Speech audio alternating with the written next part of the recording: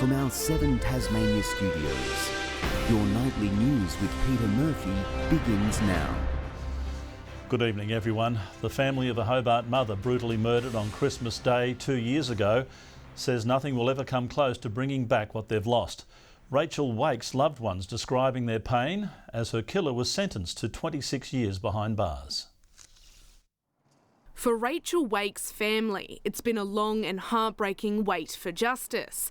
A loving mother and daughter, the hole she's left is felt by many. I just wanted to thank everyone for the support that they've shown over the past 2.5 years. It's been amazing and we're finally starting to get some justice for my mum. Today in court, Rachel's killer shed silent tears while the judge delivered the verdict.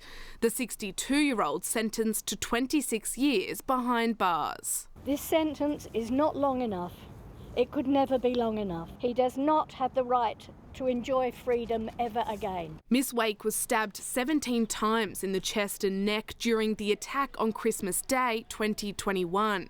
Justice Helen Wood telling her estranged husband, "On the day of the murder, you went to the house intending to assault Miss Wake. You went to the house knowing you were a danger to Miss Wake and you hid that from her." Miss Wake was unsuspecting. She had no chance to flee or protect herself. He will suffer in the hell that he has made for himself. The justice calling the murder a deliberate and unprovoked killing of a defenceless woman. Intimate partner homicide is the most prevalent homicide in Australia. It's out of control. Like one woman is killed like every 11 days. The truth is, this could happen to any family. For friends and family, the fight to let Rachel's voice be heard isn't over. Her daughter Romany will address a national rally against domestic violence here on Parliament lawns this Saturday. She says it's the first time she's able to speak freely and is ready to finally tell her truth. Rachel's voice. Her name is Rachel. Darren Wake will be eligible for parole in 2041. Lily Thompson, 7 Tasmania News. Rescuers have found the body of a bushwalker who'd been missing on the Arthur Ranges Eastern Traverse in our southwest. The New Zealand national was due to finish the trek on Sunday but hadn't been heard from since Friday. It's believed the 27-year-old died after falling from a height on Federation Peak. His partner's here, his brother's flown in today. They're obviously distressed at the news, but they get some solace in the fact that he was out doing what he enjoyed doing. And he was regarded as an experienced bushwalker. Police also say it may take until the weekend to retrieve the man's body. Debate continues over Labor's support of the controversial Sandy Bay UTAS move to Hobart CBD. Advocacy group Yimby Hobart weighing in to back the plan, saying well-located homes with a mix of housing will go a long way to easing the city's housing woes. 2,000 plus warm, well-located modern homes for Tasmanians is too good an opportunity to pass up. The state government says there's nothing stopping UTAS going ahead with its plans, but it is subject to checks and balances through the parliamentary process. Premier Jeremy Rockcliffe has told the Tasmania Minerals and Manufacturing Energy Council annual conference the state government is determined to deliver new renewable energy generation. Speaking at the Country Club in Launceston this morning, he told the audience renewable energy was necessary in order to drive economic activity and job creation throughout the state. To a story we've been covering for a couple of days now, and it seems there's going to be a happy ending for more than 250 Labradoodles surrendered from a puppy farm in the Northern Midlands. The unprecedented influx of rescue dogs had the RSPCA raising the alarm yesterday, calling for urgent foster carers and donations. 300 people have put their hands up to take in a dog, and more than $100,000 has been raised for vet bills. This absolutely means we're going to be able to bring the animals off the farm much faster. We're already planning to double our intake next week. We know people are doing it tough right now, so that means a lot to us and it's going to mean a lot to these animals. The owners of the puppy farm, Tasmanian Labradoodles, have signed an agreement with the RSPCA to leave the breeding industry.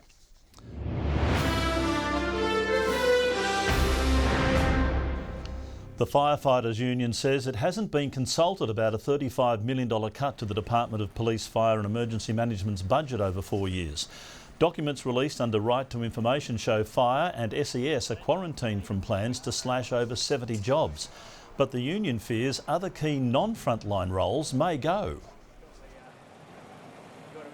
we've got to make sure that we've got the right support mechanisms in the back end, because we can't be drawing staff off fire trucks to be doing work elsewhere in the business. I think all Tasmanians... So roughly 1.7% of the department's budget over 4 years. The Nurses Union has slammed staffing levels at the LGH, claiming the situation is the worst it's ever been. Over the weekend, staff had to be plucked from the south to fill the gaps, but the Health Minister has shrugged off workforce concerns.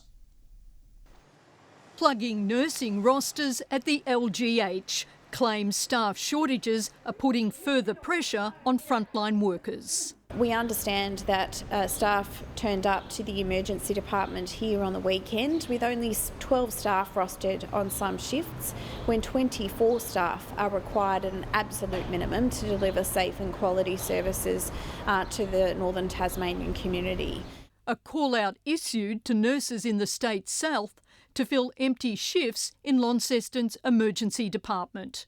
The union claims the lack of staff is unacceptable. Obviously the weekend was incredibly challenging and unfortunately continues to be, with staff from the Royal Hobart Hospital working this afternoon and also last night. The state government says filling shifts is a team effort for Tasmania's health department. I think it's very clear that it's Team Tasmania at work. We have one health system in Tasmania. We've made those reforms working across the state. It's eminently sensible and totally reasonable. The state government has been on a recruitment drive to attract more nursing staff from interstate and overseas. Since April, 138 more nurses have been employed in the state's health sector. Having a nurse who's based in Hobart, actually from time to time or when required working in Launceston, is totally fine. I mean, let's get a grip of ourselves. Melinda Ogden, 7 Tasmania News. Forestry Tasmania has been forced to pay $27,000 in legal fees to 19 protesters who were unlawfully banned from the state's public forests. The settlement relates to protests against native forest logging in Miana earlier this year. We feel that this is clearly an attempt at intimidation. This is about trying to stop public protest in forest, and it hasn't worked. People have continued to turn out in the forest.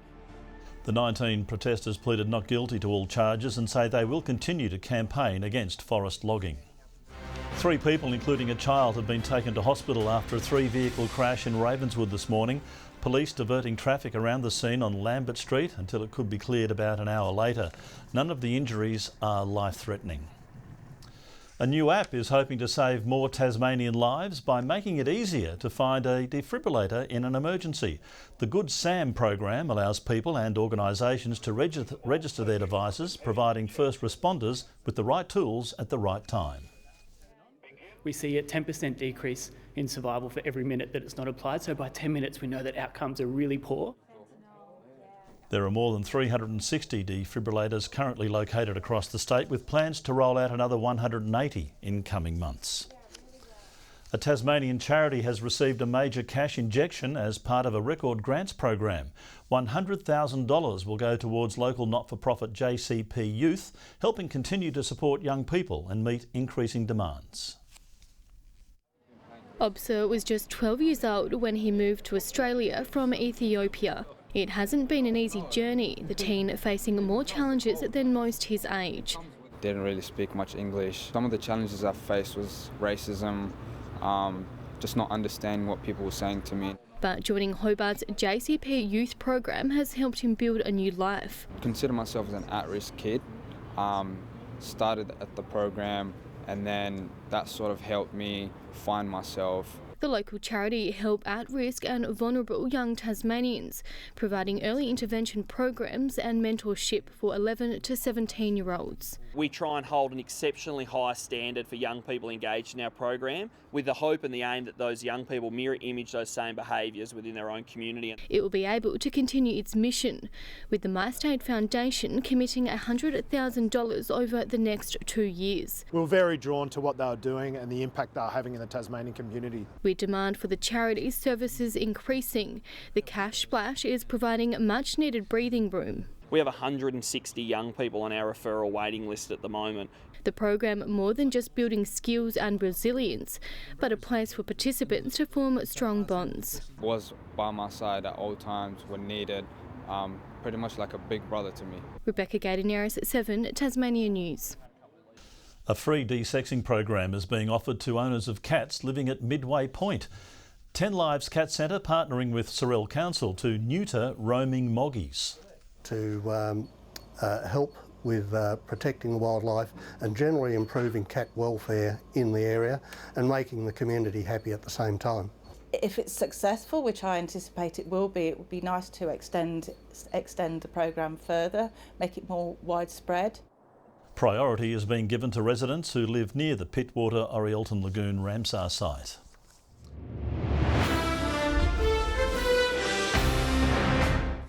With so many Northern Bombers in the Tassie men's team, there was a sense of familiarity with many of the players on Saturday for Harry Bales.